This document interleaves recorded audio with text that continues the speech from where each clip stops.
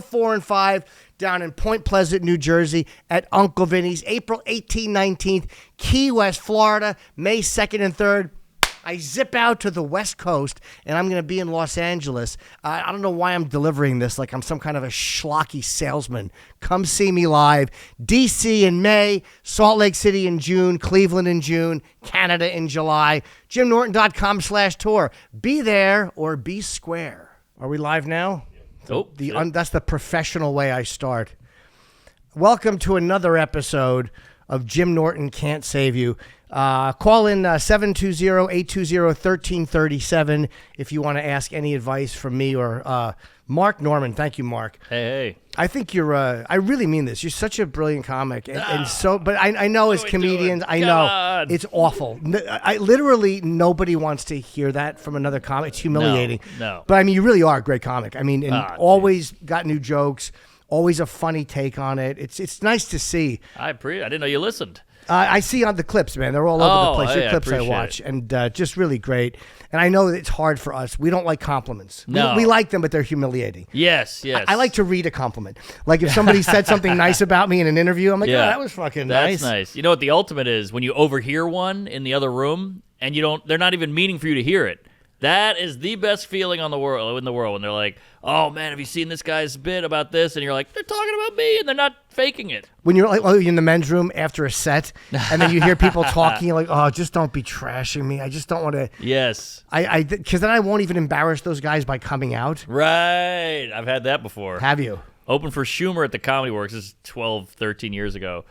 I'm shitting. So you're already vulnerable. And I hear a bunch of like bros drunk and they're like, man, that host was killer. He was so funny. And they're like, and she's pretty funny. I mean, she's really killing it. That guy in the middle, though, oof. And that was me. My pants around my ankles, and I had to wait like 18 minutes for them to leave because I didn't want to see them. No, because you know they would try to cover. And by the way, if it gets too warm in here, I will turn the air on because I'm feeling it getting warm already. But you let me know if it's too warm. Okay. Don't be shy about it. Anybody watching, it's just a little, what a non-host.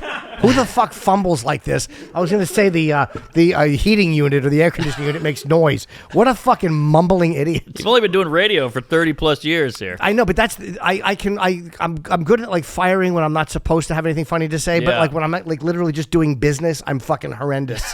Like just literally telling people that we might have to turn the air on because it's hot in here. I'm like, the thing.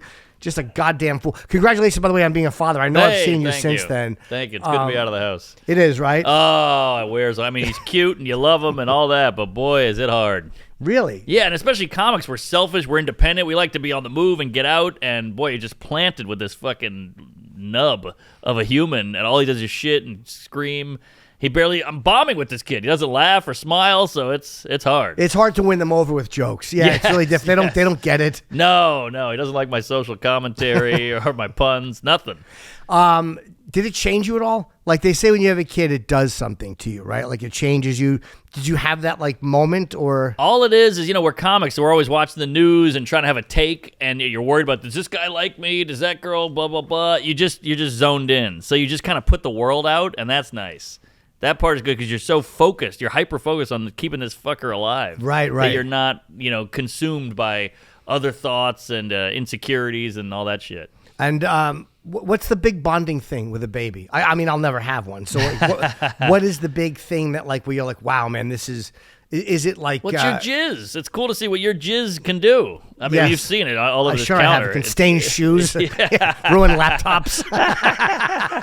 Get you kicked out of a playground, whatever it is. But yeah. Put a metallic taste in my own mouth. I do think, right when I walk into your apartment, I just feel the amount of horrors that have been through here. Oh, yeah. Oh, my God. It's in the air. It's like an old comedy club. You're like, oh, you can feel the laughs. Here, I just feel the trance. It's a haunted house of just fucking loads and disappointed women. Exactly. It's funny, I bought new beds when I got married, when Nikki moved in, because my old bed I had for 20 years. Whoa. And this apartment wasn't as much as the old one on Trump, because I was single through that whole, not married. Hope it wasn't a memory foam. No. Jesus Christ. Could you imagine those You're bringing out all tears. No, this was, my bed had so much sexual activity on it, and massages and fucking hookers and just everything.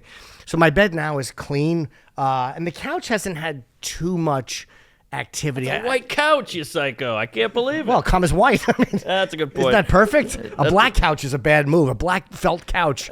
Black, a lot of things. But yeah. Yeah, couch, neighbor, guy behind you in the movie theater. Mayor. Yeah, whatever. And listen, if you want to call and ask advice, I think we're two sage gentlemen, perfect for giving advice. Sure, we've lived. 720-820-1337. Is it hard for you not to be on the road? Because I know you're a guy who goes out and you work harder than almost anybody I know. I love the road. All these comics the flights and the hotel. I love it. I grab that suitcase and I'm already smiling. So yeah, it is hard. Do you love the idea of just I like being away from my wife? Yes. Not even when I'm mad at her. I just like to have some time alone. Agreed. No, I think you need that. I think the road is a marriage saver. Really? Yeah, and she gets annoyed, but I go, look at the TV, look at this mortgage, look at it, look at the couch. We got an L-shaped green couch. Come on, you need me to do the road. It's great to have money, isn't it? It's the best. It's the best. Do you sit and write every day? I'm very bad at that. I try to do it on stage, but it's not as if I should do it more regimented. But I see so much of your shit is topical. Do you actually sit down every day, or you have like Seinfeld is a regimented person? Yes, I did before the baby. The baby's fucked it all up. But I don't write with the topical. The topical, I just try to go stream of conscious and figure out an angle and just attack it on stage because you get 20%, 30% more bump if it's topical, I think. They go, holy shit, how do you talk about Elon Musk that quickly or whatever? Right. So, but the other stuff, I got to write it. And do you guys want more kids? I think I'd like one more. We got a boy, I'd like a girl, even it out. Oh, okay. Any time frame or you don't care? You want to do it pretty soon, I think, but the poor lady, these women get screwed. I mean, they do the 9-month birth, then they blow it out the veg, then they got the breastfeeding. I mean, it's like an abusive relationship. Her body's all banged up. It's like Chris Brown over here, It's crazy. So, but, a thing happens in women's brains where they forget how bad it was, so then they want another one. Yeah, now, does it bother you? People are affected differently. Guys are affected differently by, motherhood. Does it, make you not want to touch her tits, or do you not care? You're fine with it? I don't care. Whatever we had to wait 6 weeks to have sex. That was hard. And then when we did have sex, she was like, "Oh, hold on, go slow." And I finally felt big for once in my life. So that was kind of nice. But this is what it's like to feel like a man. Wow. Yeah. But I shot a load right back at her, and she's like, "What are you doing? Wow. I don't get pregnant again." I was like, "Oh yeah, sorry." You can't help it. I couldn't help it. I finished in 4 seconds because it had been 6 weeks. You're a potent man. Yes, exactly. All right. Well, if you're watching on Instagram Live, thank you. We're jumping off. This podcast will be out soon. Call in if you want to talk to us. 720-820-1337. And, I forgot. Thank you for reminding me. Mike, what I do is this, and I have not looked at these. I always ask, especially a guy like you who's a great joke writer, I always have ChatGPT write a couple of roast jokes, and sometimes they're okay, but a lot of times they're not good. Yeah. So here's one, and I truly didn't. I usually look at these. I did not look. I'm only going to do a couple of them. Mark Norman looks like the guy who gets carded at a bar, even when he's the bartender. All right, that is a joke, but not haha. That's what's great about comedy. You still need the magic. You can have the math there, but you still need that fairy dust. Okay, but here's another one. That was Jim's name in high school.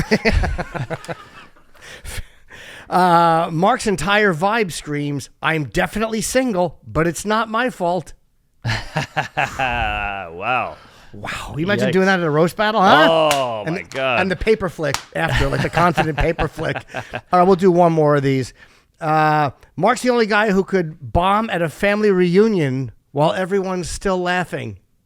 That one doesn't make sense. It doesn't make any sense at all. No, we're gonna be okay. We're good for a while, career-wise. That's one reason I do it, is it makes me feel better. There's something that they miss. Yes. The computer, and people are like, well, it will learn it, but there's a certain vibe you get when a girl rejects you, or when you know she's not gonna like you, that makes you react funny. That's hard to put into fucking... That's a good point. You can't diddle a computer. Exactly.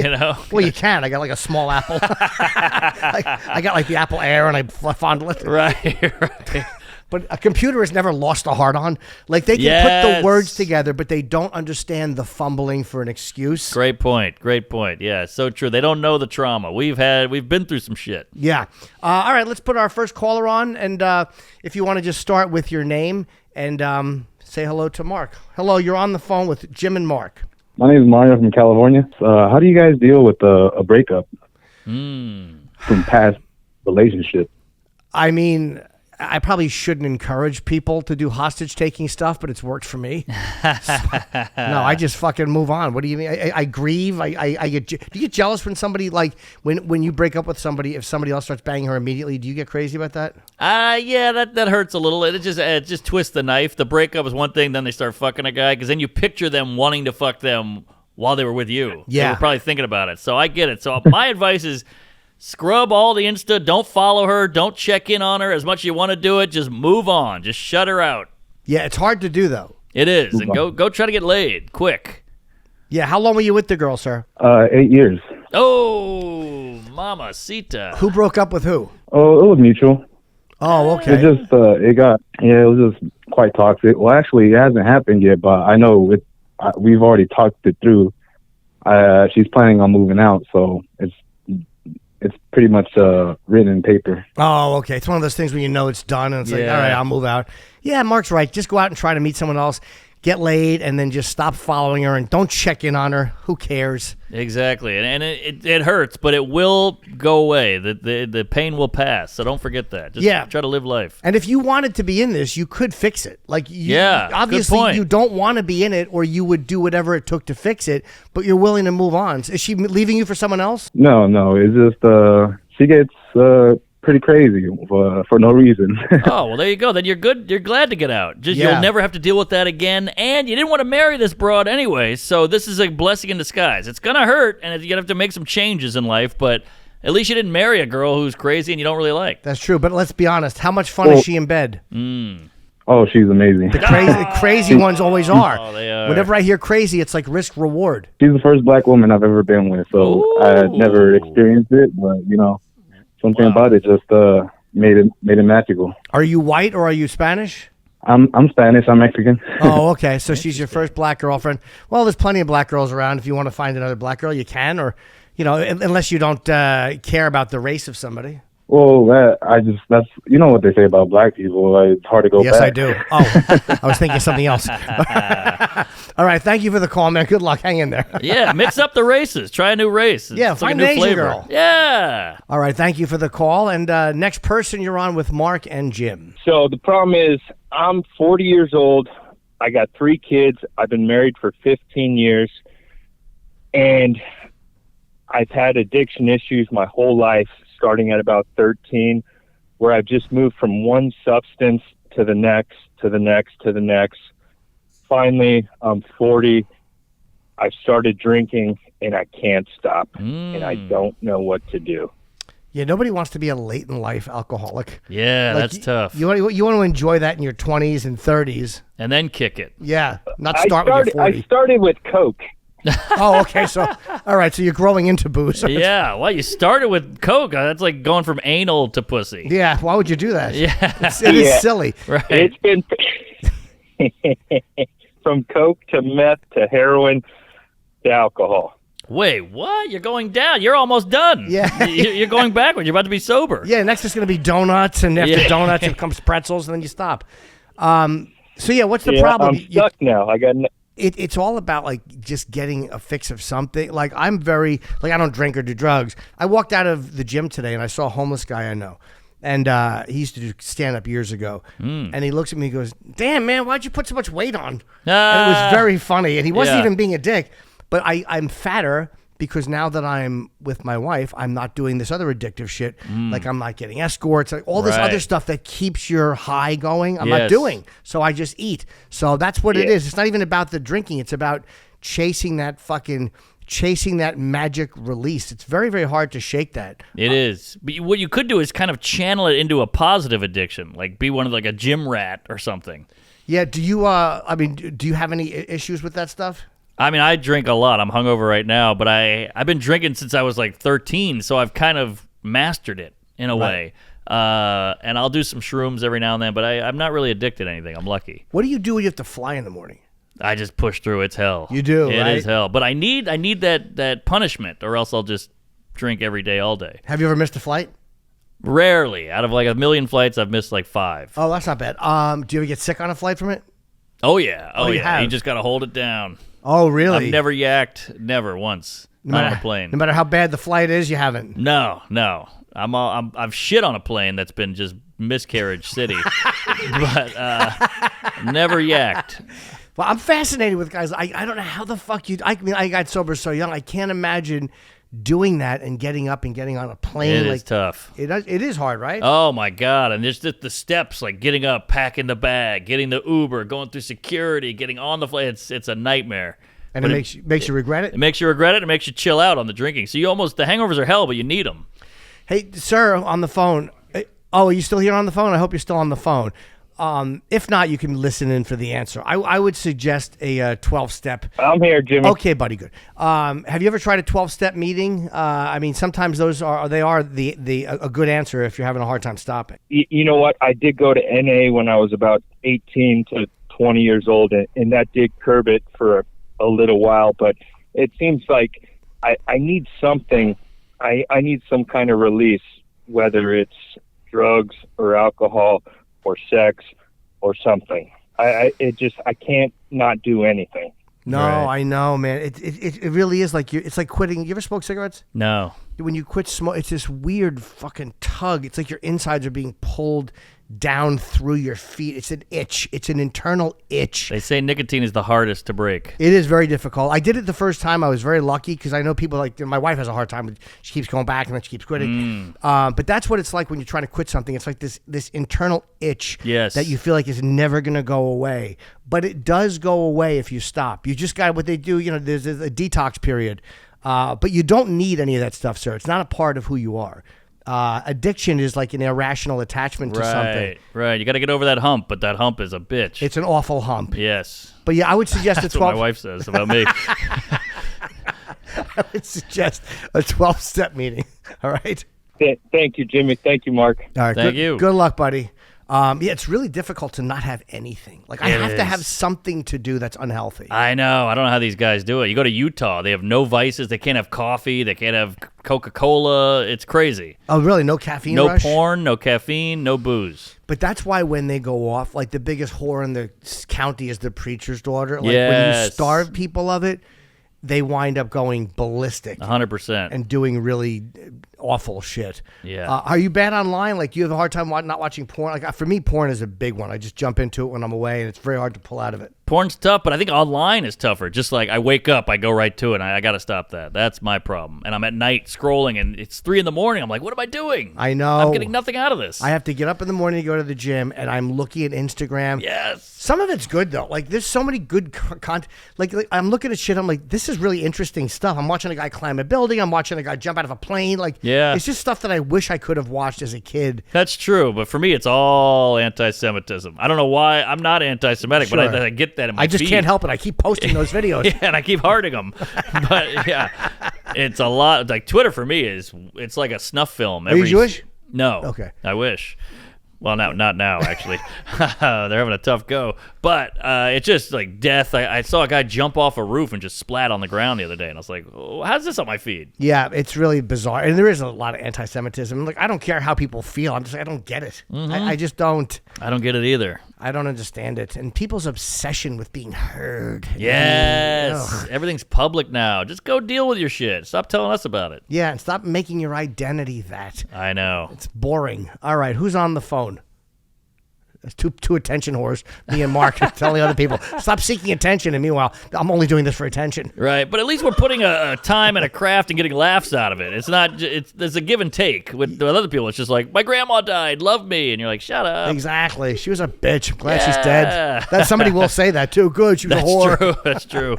It all balances out. Hear, hear. Hello, lucky caller. You're on the phone with Mark and Jim. Hey, fellas, it's Chris the teacher. How you doing? Oh, hey, Chris. Hey, teacher. Do you know Chris? I do, yeah. How you doing, buddy? Good. Love you guys. Jimmy, the Karen episode was fucking great. Thank you. Karen is so underrated. Karen Feehan. Oh, very funny. She was on 2 weeks ago, and she is goddamn lightning fast and mean. Karen is really fucking hilarious. Oh yeah, and a great OnlyFans follow. I haven't, I'm not, I've never followed her on OnlyFans, but I see her ass on Instagram a lot, and I'm like, it is terrific. Great, big, luscious rump, but you can see that balloon knot if you sign up. Oh, really? Oh, yeah. Nice. And it's a tight one. Do you write to her and go, hey, it's Mark? hey. She knows who he is because he's like, you have a great pussy. Hey. I don't write. I film it. Hey, I'd love to eat your pussy from Kevin Hart. Wait a minute. What's up, Chris? All right, so I'm 42 now. I'm getting older, and I'm noticing when I'm banging that my hammer isn't like as hard and stiff and big as it used to be. Is that normal? I don't have that. Do you have that? I mean, you're older than me. Maybe it's because I hate my wife. It might be because I hate my wife. That could be it. Honestly, dude, that really is. If you mix it up, and you shouldn't encourage someone to go out and cheat, but if you mix it up, you might find you get a half an inch back. That's true. Because it gets soggy after a while. Yeah. And I'm not against the blue chew. If you got to do it, do it. Dude, I love a good blue chew. Oh, yeah, it helps. Yeah. I mean, I try something. Looks like I ate a Smurf. All right, next. No, I love grandfather jokes. Yeah. I love a good dick pill. Yeah. I've been doing it for 20 years. Although I haven't done one in about 4 or 5 years because I've been married, but occasionally because I'm with my wife even. But I used to take them all the time, fucking Levitra, Cialis, and then Blue Chew. I fucking love them. Because why risk it? Why go on a date with a hot lady and not be able to get it up? It's traumatizing. So take the pill just in case. Dude, is there anything better than when you're at dinner and she just touches your leg and your dick jumps? Oh, God, I love Big that. Pharma. Yeah, that's what I call my dick. So yeah, Chris, have you ever tried a Blue Chew? I have. It's been years. And last time I missed it. Last time I banged too early, and then I was hard all night. Oh, interesting. It's still a nice feeling, though. Yeah, it's fun to be hard. It is fun to be hard, and it's fun to be hard after sex. What about testosterone? Any of you guys know anybody on T? I was going to ask you, Mark, because I saw a video of you and Sam Morrill getting into cold plunge. guys, the cold plunge. Because I know a Bodega Cat. I think was it a thing that came to that? They sent us a free one, so they're like, you got to do a video. So we just got in it, and that was it. And but I'm looking. I'm like, Sam is a thin guy. I'm like, Mark fucking have abs. It really annoyed me. I'm like, so I was gonna ask you, are you on anything or no? You just working I'm not. out? I just try to work out a little bit, and I eat pretty clean. I drink so much that I feel like I have to do something good. Yeah. So I work out a little bit, and I eat clean, and that's it. But I know some guys on T, and they love it. They do, right? They feel like 14 again. They're jacked up. They're energetic. They feel great. Confident. I'm always scared though, because I'm a mush, but I'm a natural mush. Like I'm afraid if I start taking that, I'm terrified of cancers because of it. But you listen to Rogan and if you just take a little TRT, it doesn't do that. I don't know enough about it. I'm with you. Any new substance throwing into the body, any kind of chemical, there's no free lunch in nature. Something's gonna happen. Something is gonna happen, and I know I got fat because I eat too much. There's no mystery. Yes. I don't look in the mirror and go, "Why am I a fat pig?" I'm like, right. 2:00 in the morning. She has Jersey Mike's. I'd love a bite. Of course, but RFK would be against that. If RFK saw what I ate, he would have me deported. Oh, yeah, he's big on the clean eating. Oh, yeah. It's easy when you have Kennedy money and you have a chef. Let's be really honest. When you're Bezos, people are like, Jeff looks good. Yeah, I would too if I fucking flew private and had great food that was tasty, prepared for me. Yes, Obama's chef has got to be amazing because if he doesn't do well, he'll get killed. Yeah, he's not a big swimmer. Yeah, exactly. Yeah, I guess they have a new chef. I guess so. Last one drowned. Okay.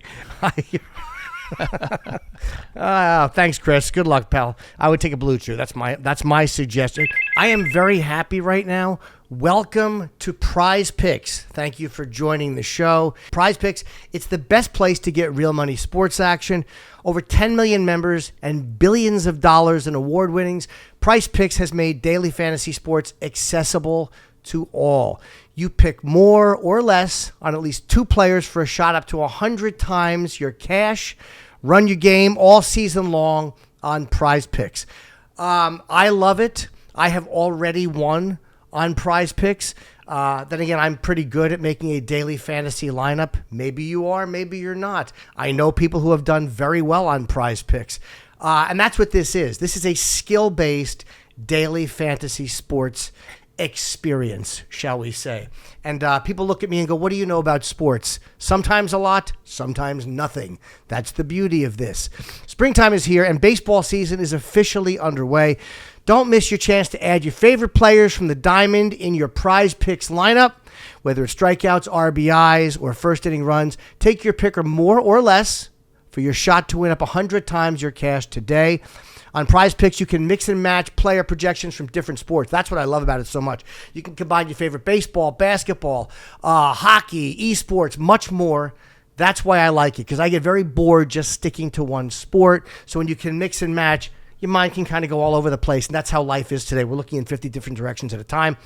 Second half of the basketball season is here, and the push to the playoffs is heating up on PrizePicks, the best place to cash in on your favorite sports. Sign up today and get $50 instantly when you play $5. $50 instantly when you play $5. You don't even need to win to receive the $50. It's guaranteed. See, I have low self-esteem, so whenever I sign up, I never think I'm going to win. But you don't have to win to collect the 50. PrizePicks also offers weekly promotions that can lead to big payouts like Taco Tuesday. Each Tuesday, PrizePicks discounts select player projections up to 25% to provide even more value for your lineups. Download the app today and use the code Norton, Norton,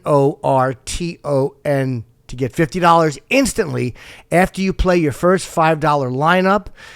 Download the app today. Pay attention. Use the code Norton, and you get $50 instantly after you play your first $5. PrizePicks runs your game. Download the app today. Use the code Norton to get $50 instantly after you play your first $5 lineup. That's pretty simple, pretty easy to do. Download the app, put in the code Norton, get $50 instantly as soon as you play your first $5 lineup. PrizePicks, run your game. Actually, hold on. Are we still running? Yep. A little more drama, Jim. PrizePicks, run your game. You ever lose a hard on? I've lost them. Oh yeah, it's the worst feeling. It's humiliating. It is, and you can see it go too. It's like a raft deflating. You're like, no, I need this. This is my only hope.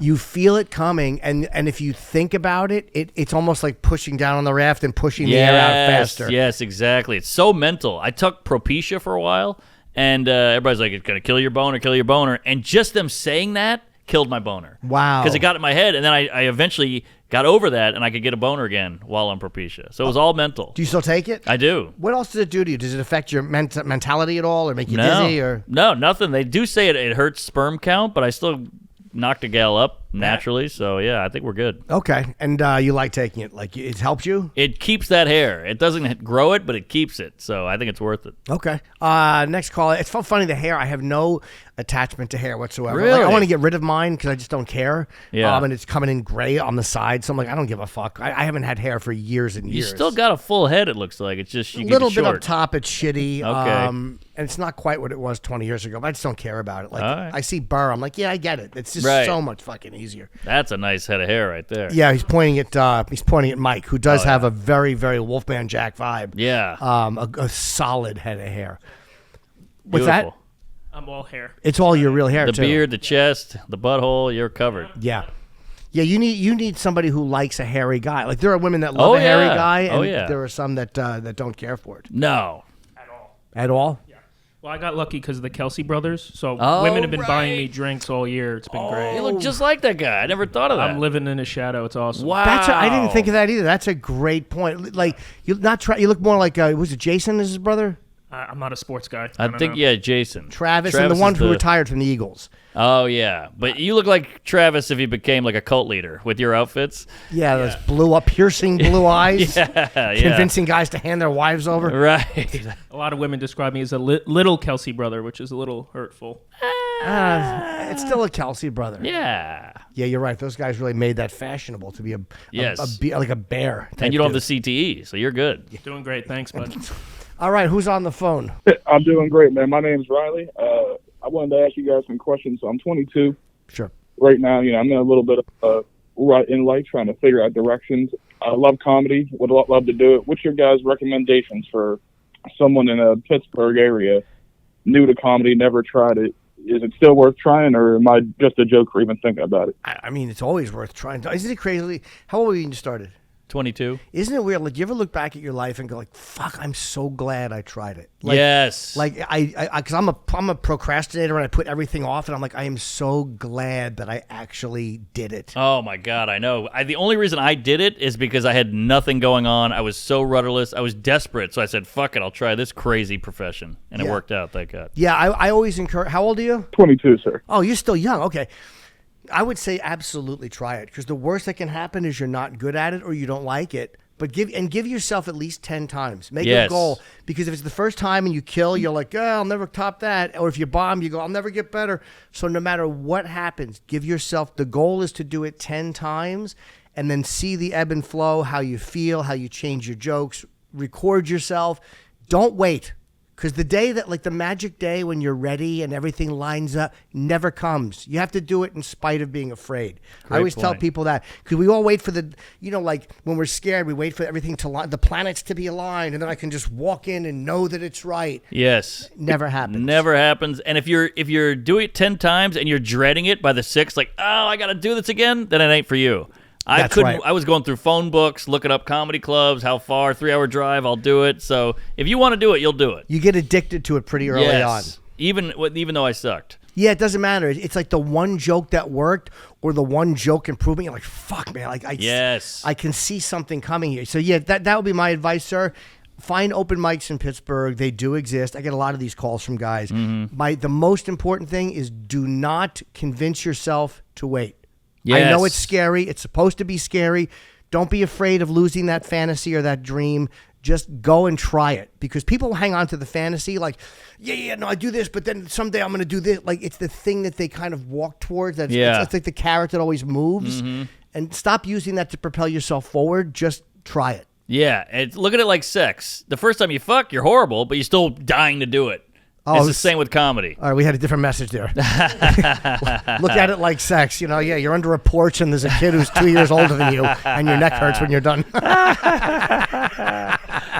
Well, I've always been the guy I've had people tell me, you're funny, but don't you do this? And I've always thought, your friends tell you you're funny, and you think, oh, I'm funny. Then you get on stage and they throw a cup of water at you and do you the fuck off stage. And that's always been my fear, but every comedian starts with their friends telling them we're funny. Yeah, that's true. That's how we all start. Like the night before I did my first open mic, I remember I was at a 12-step meeting and I was just talking to this guy, and he's like, man, you're funny, man. You want to be a comedian. And I knew I was going to do an open mic, and I was like, oh, I'm so glad I heard that the night before this guy Wally, I still remember it was 1990. So I would suggest take your friend's advice.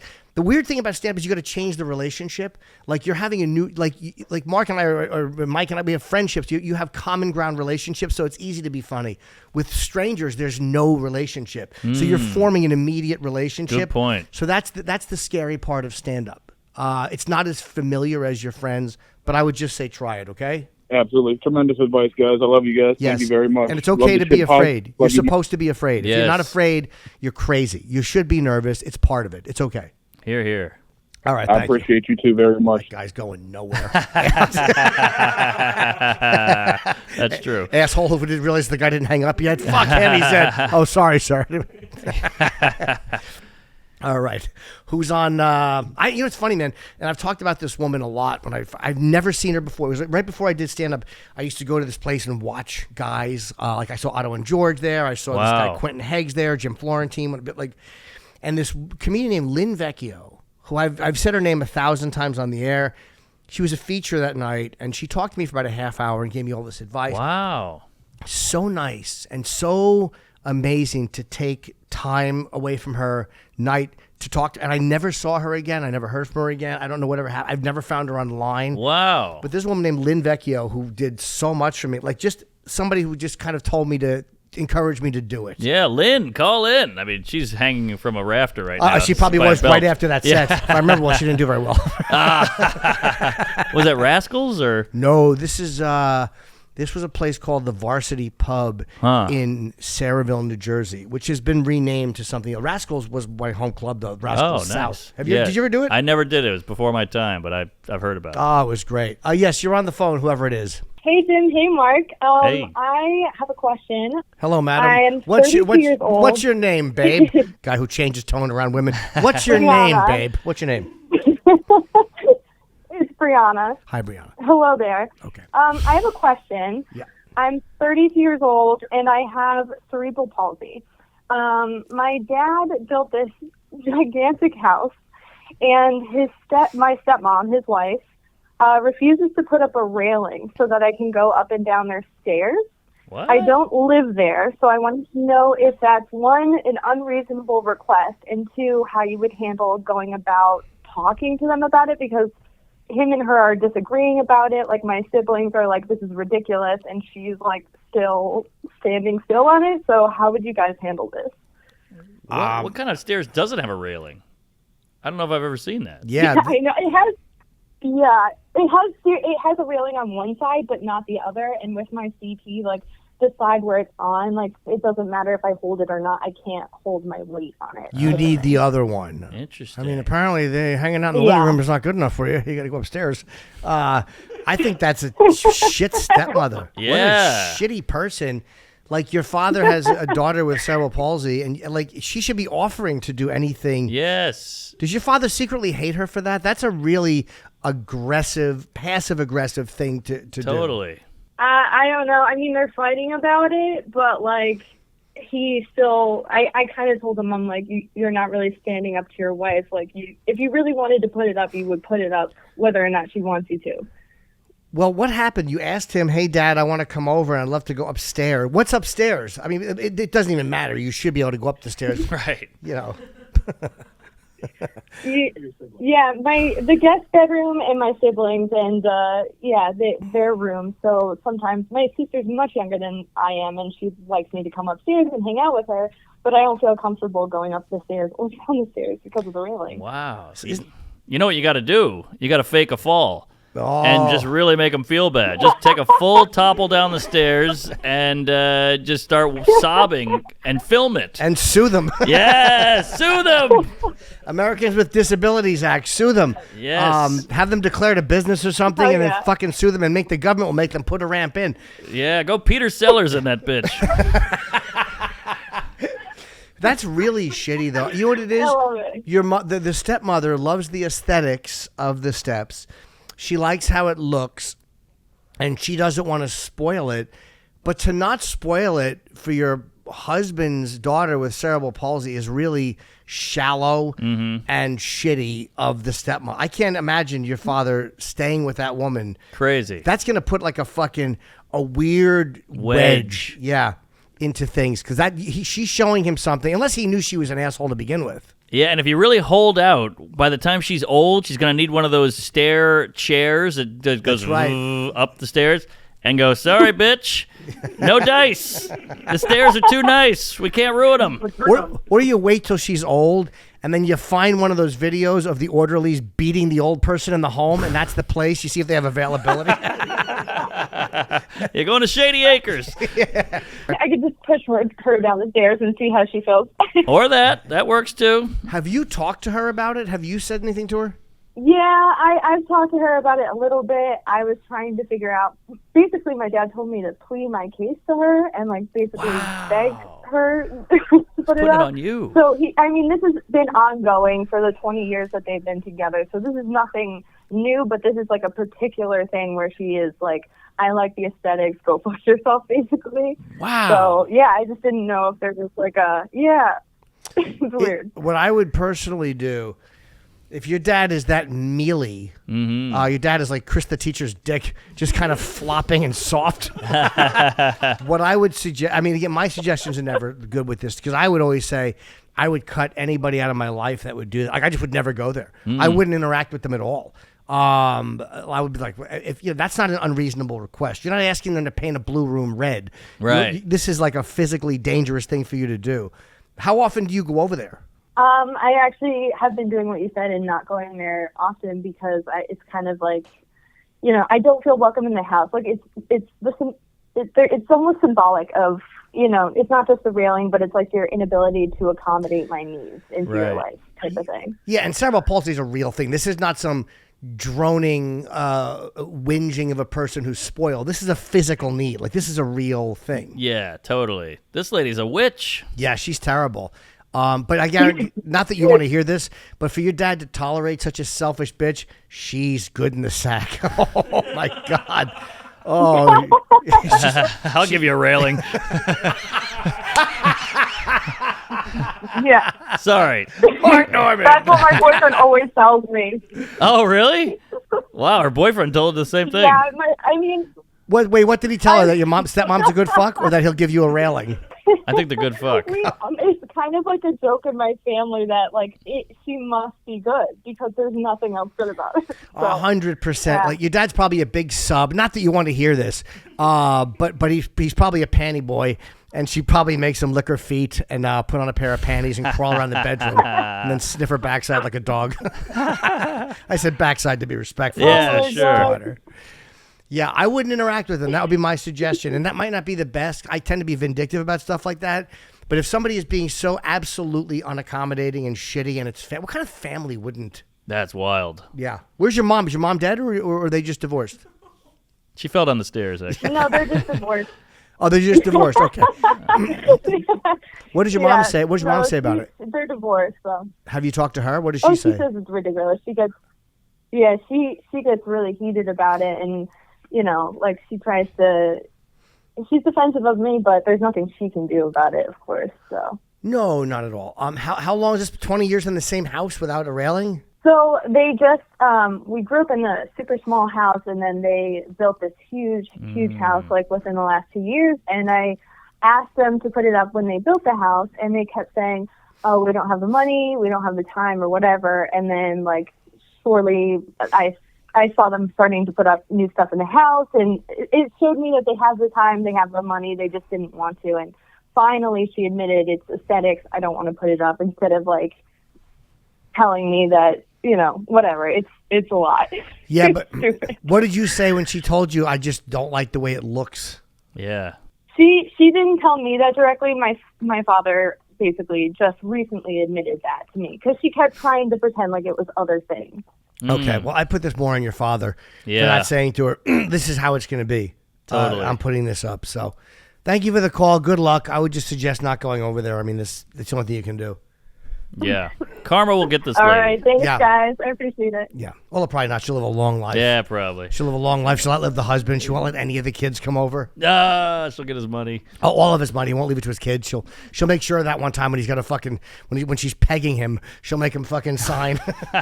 He's on his hands and knees with a ball gag and just signing a fucking will. All right, whatever. I was gonna go deeper into pegging. It's a different podcast. You ever been pegged? No, I'm not into the butt. Oh, not at all. Okay, No. cool. No, it's very painful. I can't take it either. Really? Oh, I like the idea of it, but it's just, it hurts. Yeah. Yeah. You don't even like a girl to eat your ass? Well, that I'll take. all right, But good. the too much going in it just makes me squirm. Yeah. It doesn't feel good to me. Yeah, a little tongue is nice. Yeah. All right. Yes, you're on the phone. Oh, thank you. So first of all, gotta say, Tales of a Meaty-Breasted Zilch, one of my favorite audiobooks to listen to. Thank you. I was never calling happy out with from the Pittsburgh. audio. I was never happy with the audio from that book. Have you done a book? No. You should. I mean, Really? You fucking absolutely. As much as you write, you'd be hilarious. But it's so time consuming, I assume. It is, but you like to write. I mean, and Okay. a book would be perfect for you because you could expand on whatever you wanted to, or just keep it short form and just be you. All right. Yes. Okay. Thank you. I'd say the audio process was annoying. Yes. So thank you, sir. What's on your mind? So I'm calling from Pittsburgh. I'm actually a comedian out here, so if that other guy wants to come out to Scarpathi's open mics on Wednesday, he can join us. Hey, But, there you go. calling because I started seeing a dominatrix for a couple of weeks now. Old boy. school. Oh, yeah, so Jimmy, this is right up your alley. And I got to say, of course, I'm madly in love. She's like a life coach type, going to the gym and all that stuff, getting me into shape, but accidentally hit her in the chops with a medicine ball. So What? I'm wondering, is it too soon to see if I can put her on my health insurance at work? I just need someone to tell me that's a bad idea. Hold on. Let me ask you a question. Now, so she's a life coach. Now, did you have a fitness instructor? How did you know she was a dominatrix? How did that happen? Knew about the dominatrix first, and then the life coach just so happened. It's all a part of it's all encompassing. I do get it. And she trains you in the gym? Yep. How did you down about 10 pounds? How did you accidentally hit her with a medicine ball? Because I've wanted to do that here in my house. So how do you make it look like an accident? Fucking yapping wife. Well, the gym we usually go to, the medicine balls are not bouncy, so it was kind of her fault. At least that's what I'm telling her. Oh, you bounced it on the floor and it bounced up and hit her in the face? Oh, right in the chops. Yeah. Not the first time she's had balls in the chops, but what are you going to do? All right. So what is your question? Like, she's a dominatrix. Are you enjoying seeing her? Does she want to date you, or is it purely business? Well, that's what I'm trying to sort of figure out. I'm trying to figure out if I'm being sold or if I'm if I'm believing the fantasy. Like, what in your experience, how do you test that out? Is this just business, or is this she seems to enjoy spending time with me. Definitely get a kick out of each other. What do you do? How long you been seeing her? Oh, only a couple weeks. That's a little soon. Yeah. I would keep it going as it is. Don't freak her out. What you might want to do after a month or two, say, hey, do you want to grab lunch? Like maybe after the gym, or so. Don't just say to her like, look, I'd like to take this to the next level, because you're gonna scare her away. She wants to tinkle on you. She doesn't want to move in. We do spend a lot of time. Oh, we just spend a lot of time as it is out, just going to the grocery store and shit, just kind of hanging out. So that's what's giving me a little hope. Oh, so you've spent free time with her? Are you paying for everything? Are you buying her groceries and all that? No. Okay, good. Yeah, I was with one girl who was a dom, and I used to just worship her feet. She wouldn't let me do anything else, but we got along really well. And then I was like, "Do you want to grab some food?" Because we actually would sit and talk. And she was like, "Yeah," and she's like, "And I'll only charge you half of what I normally do to go out." And I was just like, okay, cool. And then I just never asked her again. There you go. I'm not paying someone to talk to me. Like, I'll pay you to fuck me, but I'm not paying. Like, again, conversations I'm okay with. Yes. I don't need help in that department. Yeah. So I don't need to just sit there and have you wow me by pretending to be interested. Good point. So if she's willing to eat with you for free, she might like you. Yes. It's possible. Mm-hmm.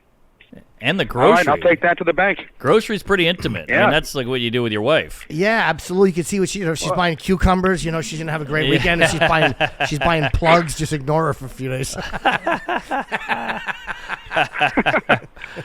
All right. That's what I would suggest, sir. Give yourself a little time with her. Don't freak her out right away. Keep it at lunch before you go into any type of dating stuff.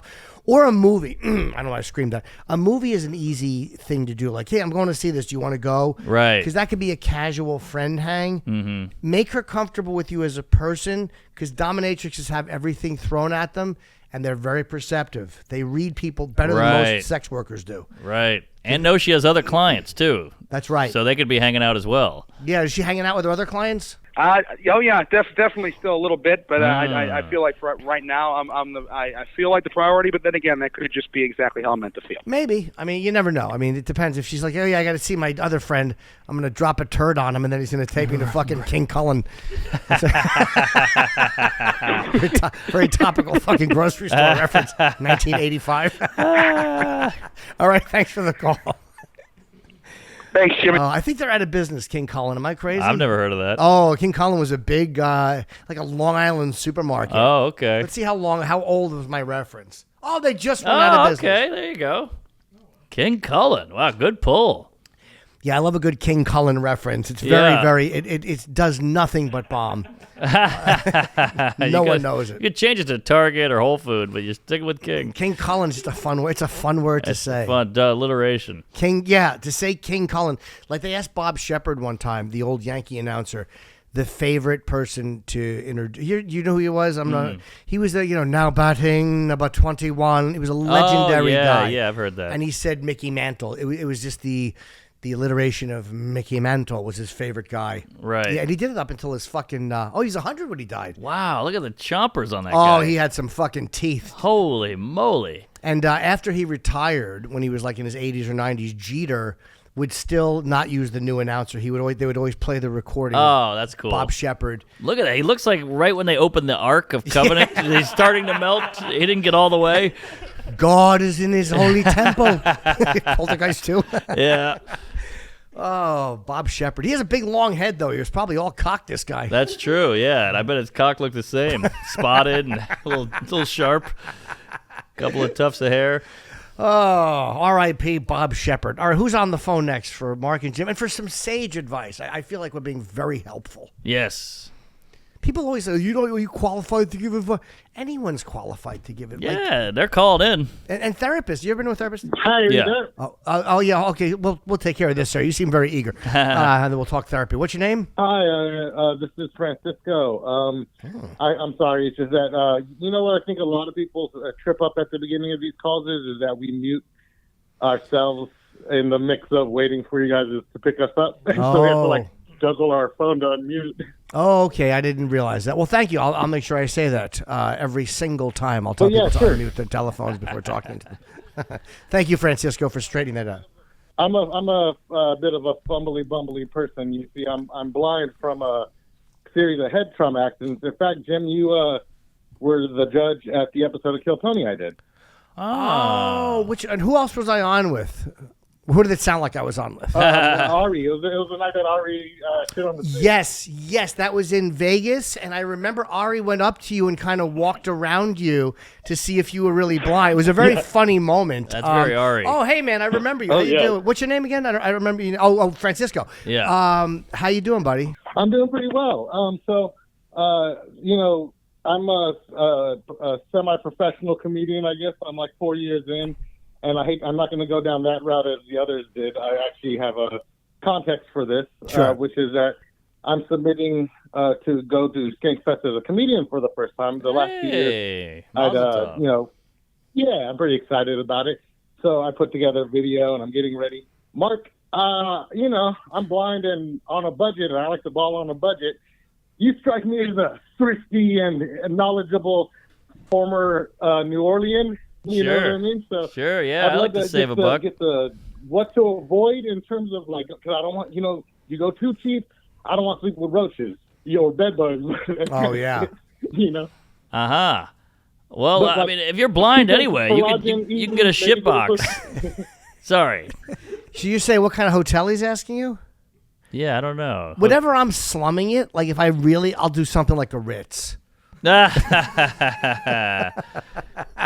Don't do Red Roof, because I've done that and it is bad. Dude, they have such a bad rep. I saw a video once of a guy finding bed bugs at a Red Roof, and it could have just been a random room, but that has stayed with me. I do understand why people don't like bad advertising, because I'll never stay in one because of that one video. Yeah, it's rough. So other things like lodging and places to eat, or places where there's where it's popping for ladies, picking up ladies. Or do you know where Skankfest is going to be and what's in proximity of that kind of thing? I think New Orleans, to be honest with you. I don't know if I'm supposed to say, but I heard it's at Mardi Gras World, which is this giant warehouse full of floats and stuff.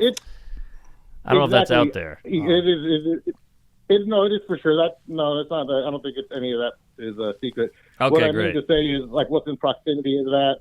You know what I mean with if you know anything particular to be that proximity in terms of food, lodging, trying to pick up chicks, any of that shit. Well, it's downtown, and New Orleans is all touristy. It's all built for you guys, not blind people. Right. You'll probably get hit by a streetcar. Yeah, because your sense of smell is better, so it'll be a disaster for you.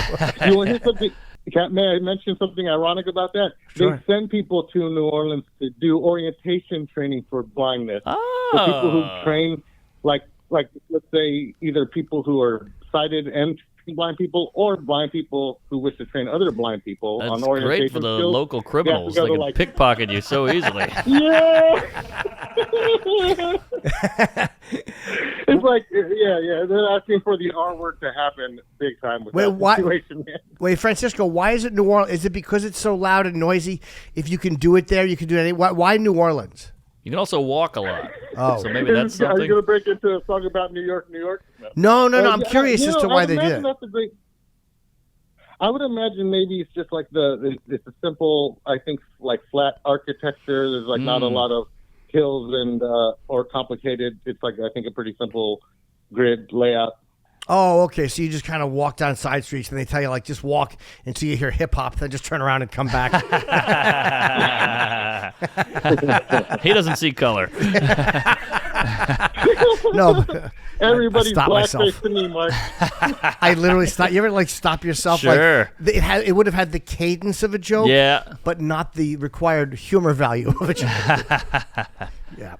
All right. Well, Francisco, good luck, man, and I hope you get in.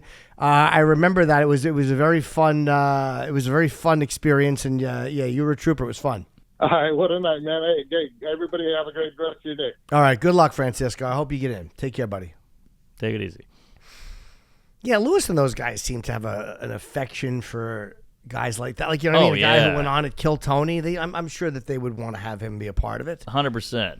Are you doing the New Orleans one? Oh, I'll be there. Yeah, it's 3 days. I'm doing the second too, so I'll be there. Okay. Yeah, I don't think I'm doing this year. I don't like New Orleans. I never liked it. Well, if you're not drinking, it's tough. And Mardi Gras itself, I guess I broadcasted a couple times from Mardi Gras, and I just don't.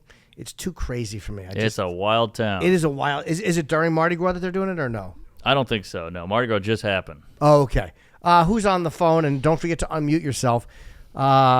Francisco informed us. What's going on? Hey, buddy. Hey, how's it going? Big fan, guys. Thank you. Thank you. I had a quick, since you guys are both married, how much do you spend on an engagement ring if you're looking to propose? Good question. I got rooked. I way overspent. So don't do that. My buddy got a ring from a vintage store for like $600, and I'm so jealous. Oh, I'm not gonna say who. Smart. Yeah. Does she know? She just goes, "How did you find that?" He goes, "I got lucky." So I don't think she knows the truth of it, but she loved it. I'll tell you where I went. I went to Steven Singer Jewelers. Here's a good chance to plug my friend, Steven Singer Jewelers. But I know Steven well, but the deals there were actually very good. And he's not sponsoring this episode or anything. I'll be honest, that was how I did it, so I trusted him. You want to find someone you trust who's not going to fuck you. Like if you say, I want to spend $5,000, you want someone who's going to give you the best ring for $5,000. Totally. And not give you a $2,000 ring for $5,000. Right. You know what I mean? Like, how much do you think you can afford to spend? It shouldn't be what's the right. Well, how much do you think that you need to spend on the ring? I was thinking like $5,000 or under or something. That's fair. More preferably under. I'm going to plug Steven Singer and say go on his site and see what they have. Because, again, I've done a lot of business with him in 25 years, and I think that he's honest. And I think great jewelry is great jewelry. You can go down 46th Street and see nice rings. Yep. But the key is I don't know how to value jewelry. Same. I'm not a Jew. I don't have a loop. You know?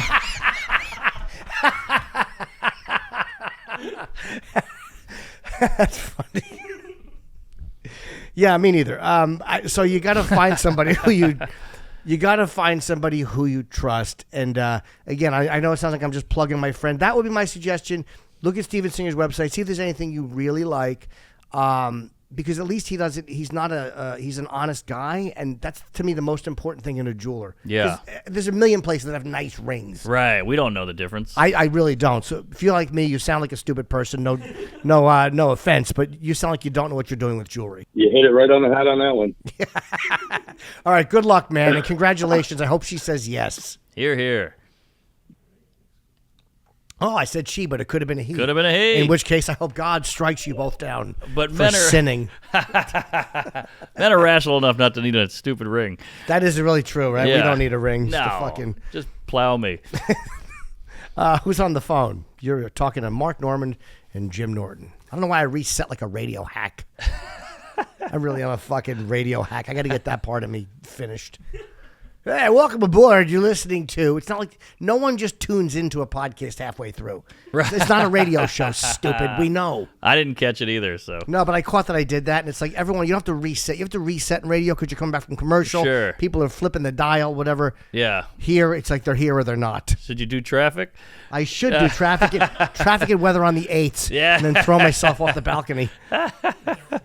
Is somebody here? You're talking to Mark and Blubbertits. Oh shit! It was good, bro. Hey, hey, buddy. I was trying to figure out how y'all doing. First of all, I was trying to figure out how do y'all deal with like being fake in like real life situations all the time with people you genuinely fucking don't like. It's a lot of work, I gotta say. Fakeness is the most draining thing in my life. Yeah, and we all have a little like anyone who just keeps it like keeping it real is one thing, but there's also social interaction and social intelligence. Like if you don't like your boss, you're not going to keep it real and walk in and go, hey, you're a fucking, you know what I mean? Like we're all a little fake on some level. Mm-hmm. It depends on why you're being fake and who you're being fake to. Like what is your motive for being fake to this particular person?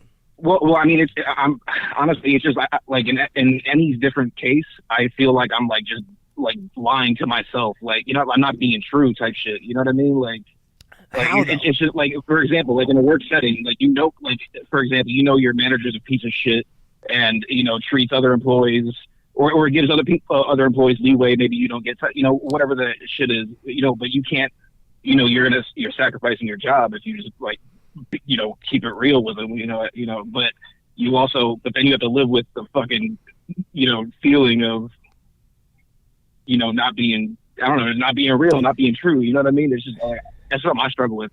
Again, it's like if you're married to someone and their spouse or their mother, their mother is an asshole. You got to just kind of play along a little bit. There's a difference between being a total fraud as a person and a little social grace. Like, yes, we are social creatures. We're not these fucking islands unto ourselves who never have to interact. And anyone that does that, that's why Twitter's great. You get all these lone wolves with fucking manic depressive spittle medication on the corner of their lips, right? Just downstairs with sour breath tweeting at people. Those are people who don't know how to avoid keeping it real. Yes. But that's really what you're getting paid for, is that bullshit professionalism, small talk. Because I think what you got to do is find a job where you can get paid and do something that you don't really hate and you don't have to deal with people. You don't sound like a people guy. Like, I became a janitor and a furniture mover just so I didn't have to do the boss thing. Right. And another dollar short of a millionaire. Yeah, all that shit. Oh, I like that. Yeah. So, yeah, I couldn't do it either, sir. So I became, labor jobs. And it was I'd rather lift furniture than chit-chat. Yeah, no, I get it. I mean, I enjoy being around people. It's just, like, as soon as I open up and, like, you have that shell you put up when you first go to a new place or you meet new people, you know what I mean? You don't let every, thought out of your head. Let me ask you a question. What is it about yourself? Hold on. What is it about yourself you're afraid of them discovering? I don't mean criminal shit. Like, is there something in your personality? Because if you're being fake beyond what beyond what we're talking about, what is it about yourself that you're like, oh, I don't want them to know that? Sounds like it's nothing. I enjoy being my authentic self around people. It's just every time I am, it like legitimately, like I might say a joke that people are offended by. And then immediately sours the relationship for whatever reason. Sure. Even though I feel like I'm overlooking a lot of other people's imperfections, but like they're not overlooking quote unquote mine. Interesting. Somebody said to me one time there was something going on that was just annoying me, and they go, "That's the price of being you." Like it comes with annoyances, it comes with headaches, but I like being. I like me. My customers like me. But I like being Jim Norton. Like, you know what I mean? Like, I like being who I am. So the things that come with it that are annoying, it's the price of being me. And that's kind of how every person should look at those things. As long as you're not some ostracized idiot who's alone and has no friends. But if you like being you, all right, people are gonna get mad at your jokes sometimes, Mark, because you're tweeting all these fucking hilarious takes, and they're not soft takes; they're just fucking hard-hitting, funny jokes. Happens all the time. People get mad at you. That's the price of being Mark Normand. Yes. What are you gonna do? Change and be cute? It's not your nature. No, I'm not changing. I'm ugly. Yeah. So you know what I mean? Like, that's the price of being you. It's once in a while you're gonna piss someone off with a joke. Whatever is the price of being you, sir. You're gonna tell a joke. People aren't gonna like it. Fuck them. Just keep being you. That's my suggestion. Hear, hear. All right, who else is on the phone as we head towards the finish line? Hi, unmute yourself and then say hello to Mark and Jim and show the proper reverence. Kiss the ring. All right, hey, this is Cullen. I'm from Texas. King Cullen. Hi, Cullen. How are you? Cullen. Yeah, I was going to see if you guys caught on to that one. I'm calling because much like you guys, I have a job that requires me to travel quite a bit. Oh. I'm pretty newly married. He's a human trafficker.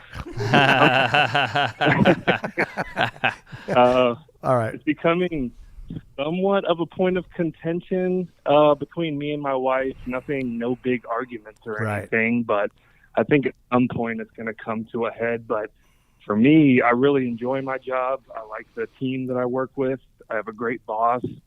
Pay could be a little better, but ultimately, I think it's something that I'd like to stick with. What kind of job? Any advice?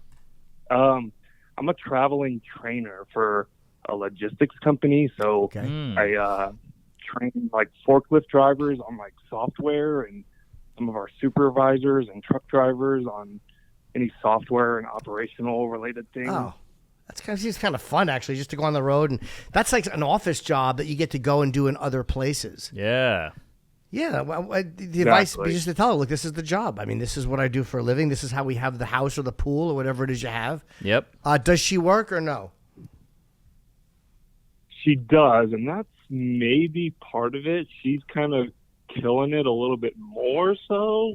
So she than wants I you am, home. Oh. but wants me around, and I don't. Nothing wrong with it. I mean, I would love to be home. I love being around my wife. We have fun when we're together. No issues in the marriage, obviously, but I just really like my job a lot. So I was curious, with you guys traveling a lot, I mean, I know it's two completely different things. I didn't know if you guys ever had any points of contention about being home more often, but Sure, all the time, yeah. My wife likes me gone. Like she'll look at a weekend where I'm here at the cellar and she'll be like, "What is your fucking agent not working?" Yeah. I like to be on the road a lot. I never want to be off the road totally. I like to drive though. The flying just does annoy me. It's the helplessness of not being able to control what time you're gonna get. You know, if I'm in the car, I could be gone fucking 5 nights a week every week. Oh, see, I'm the opposite. I like just zoning out. You fly it. You pick the time. Oh, you like that? Yeah, I don't want to drive because it's just you're on the whole time. You got to stay awake and focused. So you don't get like if you fly day of too. Mark's a fucking working animal. So like you'll do a podcast the night before and fly the day of. 100%. Have you missed gigs doing that? I have, but very few. Just because the flight is delayed or a crazy malfunction at the airport. Yeah. But you don't give a shit what the weather's like or anything. You just go. Just get up and go. That's great. I admire that.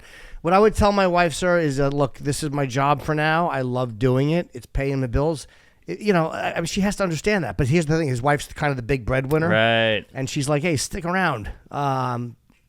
You know, I get it. I get it. I get it. If I make enough money, I don't want my partner to have to leave. It's so weird that women want to hang out with us that much. What do you want me around for? Well, they probably just don't want us fucking other people. Oh, is that what it is? Part of it is. On the road in a hotel, he's doing the forklift. I mean, what gets a panties wetter than hearing that you've got computer fucking software for a forklift to talk about? I mean, you must be fucking at the bar just killing pussy at the bar. That's the guy over there with the forklift. I will say those work groups, they get drunk in the hotel and there's some housewife who's, sad and alone and bada bing, bada boom. You're the head trainer. Forget about it. Most definitely. Yeah. So you take that little software package, that little AOL starter disk, and you head on the road and you fuck them all, sir. Yeah. Remember the AOL things? You'd put it in and you load your computer? Do I? I saved those until about 3 years ago. Fucking asshole. I don't think there was going to be a meltdown and we're going to go back to DOS prompt. I'm a true idiot. All right. Thank you for the call. Good luck, sir. At least you got a job that you like. That's the win. You know, you got a wife that wants you around. That's true. And a job you like. She'll get over it. You're fine. Of course she will. So make sure you blow it by fucking somebody on the road. Here. Who's on the phone? Mike, you've had this woman up the whole time. This Long Island woman pretended to be a dentist. And she just is a ghastly woman. There's got to be a happy ending in that. That can't just be a root canal. You got to get a cavity filled and then a pegging.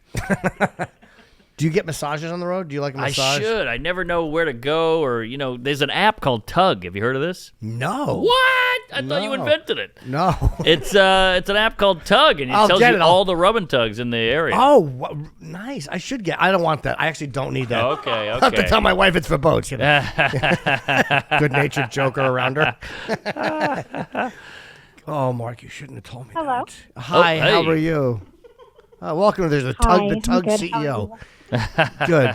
I love it. Yeah, I should sign up for that. Can you make money? Oh, you could. Yeah, you should. I'm sure you could. You have a lovely voice. Means you're probably 400 pounds. Perfect. Thank you. So, her nickname's Tugboat. Situation. Yep. So, I'm currently going through a separation. That the marriage. Yeah, it hasn't been great for a while. We got married very young. Sorry. How long together? How long together? Well, we were 19, so 6 years. Oh, so you're 25. Okay, you got plenty of time left. Any kids? Yeah. Yeah, 2. Wow. Okay. Yeah. So what's the problem? So there was a time in our marriage where I felt very unfulfilled. So I made a fake dating profile with my real photos. But a fake name, backstory, location. Sure. And I connected with someone, which I wasn't planning on doing. I was just going on for validation. Yeah. To feel like, all these people want me. Yep. Yeah. So now I've been speaking with someone for about 4 months who doesn't know my real name, doesn't know my real situation, but, you know, there's been a lot of intimate sexting things exchanged. Yeah. And, yes. Saucy chatter. Yeah. So wait, Yes. let me ask you, Yeah. how far does he live from you? 3 hours. He Here's- thinks I'm about 40 minutes away from him. I would be careful with this. Like, if you're going through a separation already, deal with the separation and then talk to this guy. Because in this, everyone thinks that they're slick and they're not going to get caught online. I've gotten busted text. Like, and if I can get caught, anyone can get caught because I was careful. Right. Like, I was a pervert and I was careful. Again, texting is much more harmless than actually fucking. Like, it's much less of an activity than actually cheating. Obviously. But I would say avoid that or just go through the separation. You're making your life easier. And especially as you start separating, a guy will go through your phone, or you forget that you connect your phone to your iPad, or you forget that your password is there. There's always a way to get caught that we don't see coming. Right. And you're separating anyway, so you might as well just ride that into the sunset. You're right. So here's my thing. I've been connecting with this man for 4 months. How do I just ghost him? Just put it on ice for a minute. Can you put it on ice? Yeah, or if you're going through a separation, why not just tell this guy, look, we can meet up in a couple of months? Or when are you actually going to be separated from your husband? We've already started the process. Oh. Like, we You're only are together for the children. Yes. But this other guy doesn't know that I had been married. He doesn't know my real name. He doesn't know I have children. Oh, well, then it's a it'll very be, fucked situation. but it'll be even easier to lay low for a while if he doesn't know you at all anyway. I guess that's true. Yeah, but I would say, All right. don't fuck him at this point. Like, and I know I'm a dirty boy and I've cheated on most partners, but it's just in this day and age, it's too easy to get caught, and you will get caught. Like, no one thinks they're gonna get caught. I've gotten caught. Again, I'm sure in your life you've gotten busted. Sure. What got you busted? Did you ever get busted with texting, or was it just she walked in? I talked about it on a podcast. Oh, I love you. No, I'm just kidding. That was a callback. No, fucking messages. Yeah. So, yeah, it's too easy to get busted, and it's not worth it. You don't need to send your husband out on a fucking completely depressed note. Like, just separate and then talk to this guy. It's not that hard. I said separate from my husband, put this guy on pause, and sign up for that Tug site, right? Yes. The Tug site, yes. I'll see you there. Yeah. Good luck to you, my love. Perfect. I'm talking to Mark. Thank you. Thank you very much. We'll do one more call. Thank you. Yeah, it's just easier because you're going to get busted. I've gotten busted again. It's just an ugly conversation. That's brutal. It's brutal. It's hell on earth. Especially if you've done something. Right. I've told the joke before, so I won't do it. But I got woken up by a girlfriend one time who had found like all of these. I had printed out dirty talk in my. Cause I was trying to save it to jerk off to it, and I printed it. And she was taking a college class. And then she went and printed out what she had to do. Oh! And she literally picked up a 7-page text conversation, and she woke me up. And I'll never forget. It was, Jim, wake up. It was a Saturday morning. And I'm like, and she goes, I know all about. And she mentioned the girl's screen name. This was years ago. I forget what it was. It was AOL or whatever the chat was. But I was so... It's a mistake you don't see coming. Right. I didn't see that I was going to print out that fucking chat. Wow. Who does that? I've never heard of the printout. It was a total mistake. I was just going to save it and jack off to it. And hit the print button. Had no knowledge. I did that. I was in the other room. And she almost handed it into a professor. She said to me, thank you. She goes, thank fucking God I looked at this and organized it first, or I would have handed it in. That would have been so much of a better story.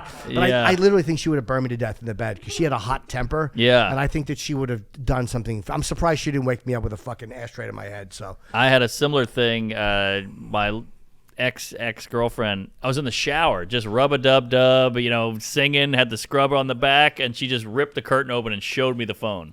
And you can't deny it. You can't be like, what? That's hearsay.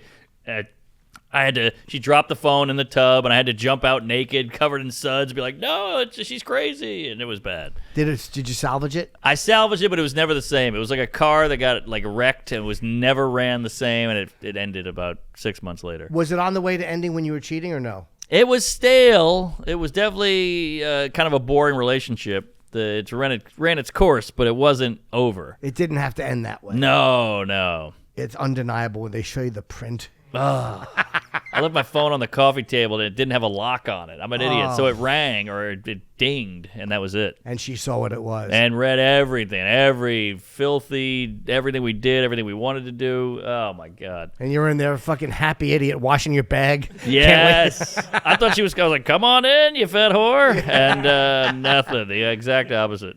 All right, one more caller. This has been very fun. Who's on the phone? Who's the lucky devil? Ryan.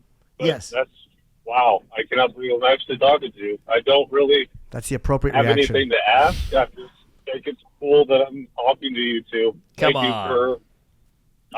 I've been literally listening to all your phone calls for all this hour, and just I forgot what I was going to ask. Come on. You got to have something in your... Cool as fuck. Thanks. This is what I like from a caller. This is what I like from a caller. Appropriate nervousness and not knowing what to say. That's the reaction we need. All callers should be awestruck. No, I know what you're saying, sir. Thank you very much. We appreciate that. And just keep enjoying the podcast. Thank you very kindly for listening and for liking us both. Is there one more person who might need a suggestion? Okay, we'll go to one more. I'm sure the phones are lit.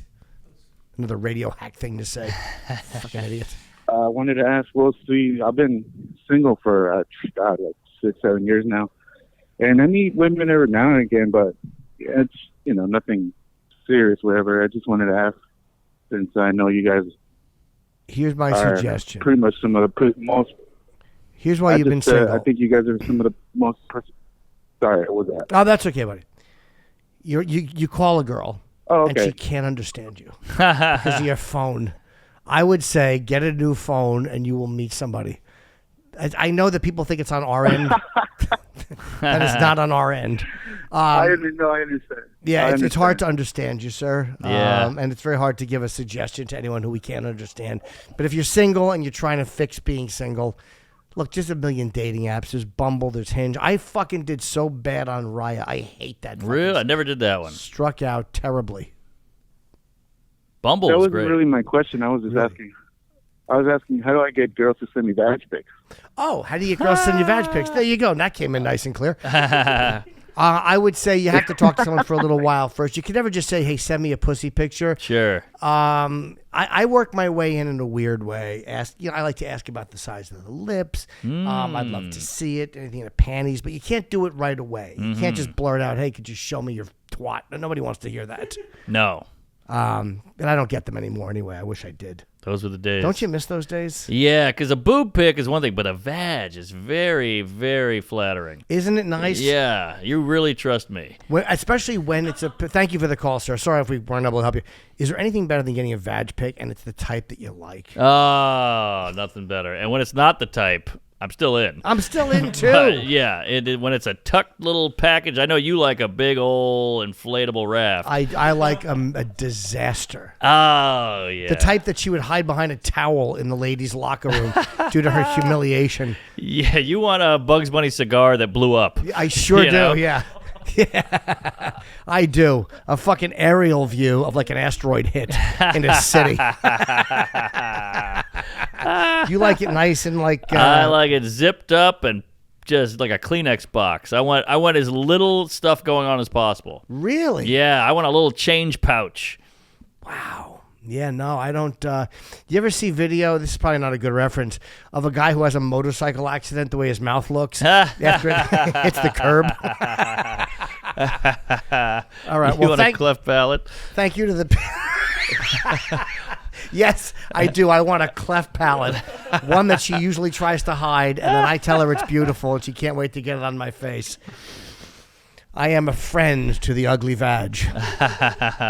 Mark, you're great, man. I appreciate it, and you're just so hilarious. And is there any date in particular? You sell out everywhere. Just go to marknorman.com.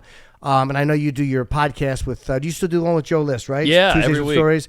And with Sam, of course. We might be drunk. We might be drunk, which is they're both fucking great. Oh, Thank you want to you. Reykjavik? I'm going, Iceland and England.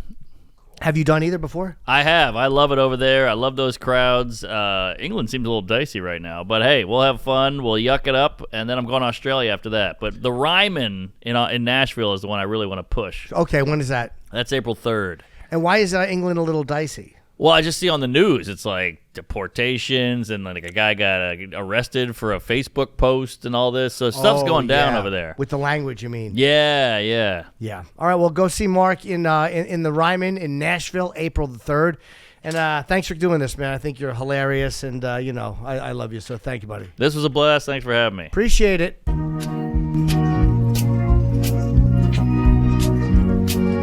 Thank you so much for calling my show. The episode's over, it's time to go. Good luck, stupid, good luck, stupid. I hope everything works out.